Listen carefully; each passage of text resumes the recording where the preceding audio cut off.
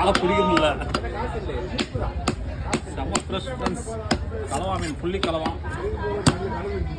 புது மீன். மீனை பிடிக்கவே முடியல.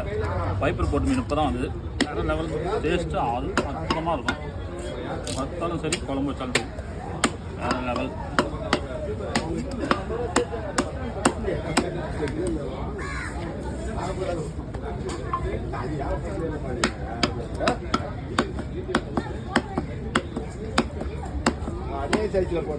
ஆ